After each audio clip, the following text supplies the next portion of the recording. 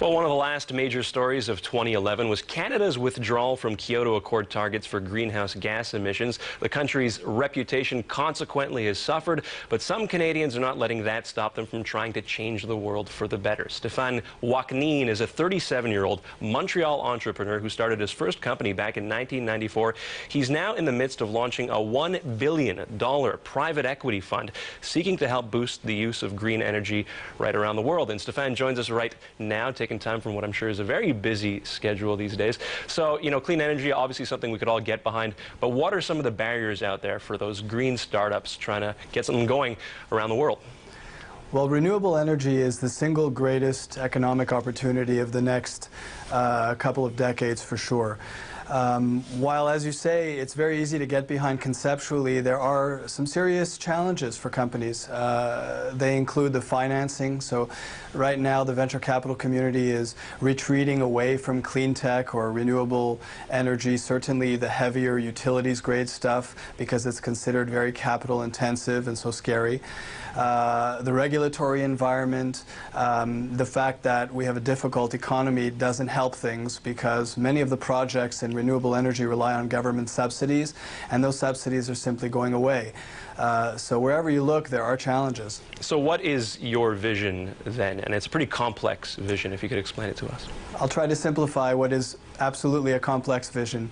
The small to medium enterprise segment of any economy is the one which can provide for jobs, the one which can grow new industries and make countries leaders in various technology fields like clean energy.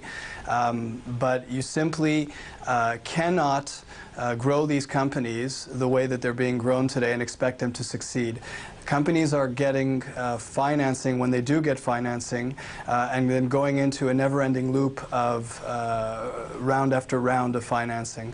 They raise too much money, their burn rates get out of control, they miss their revenue forecasts, and they can't get to the task of building their businesses, but rather just to keep raising money. So your fund would help supply that revenue? So what we're trying to do differently, fundamentally differently, is to bring projects, bring revenues to these companies from a sister company called Inerjys Renewables Corporation.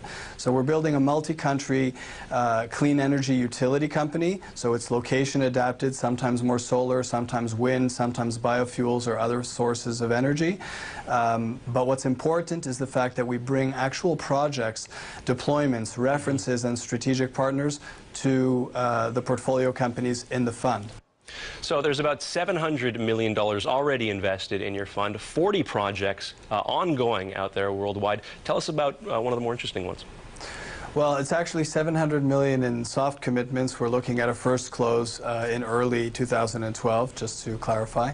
There are some very interesting projects on both sides of the Inerjys business. So on the portfolio side, on the fund side, there are some very interesting compression technologies. So you've got storage technologies that use compressed air, underwater balloons that are able to create essentially the world's biggest batteries next to what are today very cost-inefficient wind farms. There are tidal technologies that could connect to an offshore wind turbine and supplement the energy that it produces with the wave energy. And there are, various other technologies in solar which make panels that aren't reliant on Chinese rare earth materials. On the project side, we're building a large solar project in South Africa. We've got a very interesting project going on in Indonesia where we're replacing diesel generators with a hybrid of solar, wind, and storage device, and overnight halving the cost of delivering electricity to this particular customer. So both on the project side and the fund side. Lots of activity. So a lot of interesting activity there. I wanted to just get you to weigh in on this lastly, very quickly. Canada, of course, we mentioned it introing this interview, backed out of the Kyoto Accord.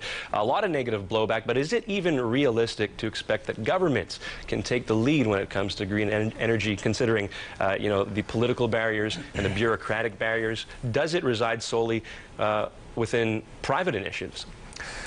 Well, in the international community, this is a very interesting topic being discussed. So earlier this year, I was at the Clinton Global Initiative annual meeting in New York, and more recently at the Durban meetings over climate change negotiation.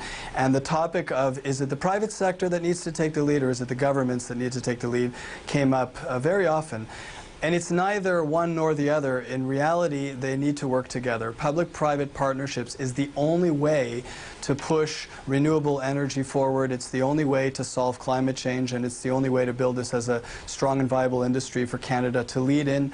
So we are private sector in a sense, but we're certainly partnering with governments in Canada, both federally and provincially, to solve some of the larger challenges, including, for example, in Quebec, working on the Plan Nord, which is so important to our government today. Here at home as well as abroad. That's Stephan Ouaknine, Chairman and CEO of Inerjys. Thank you very much for joining us today. Thank you.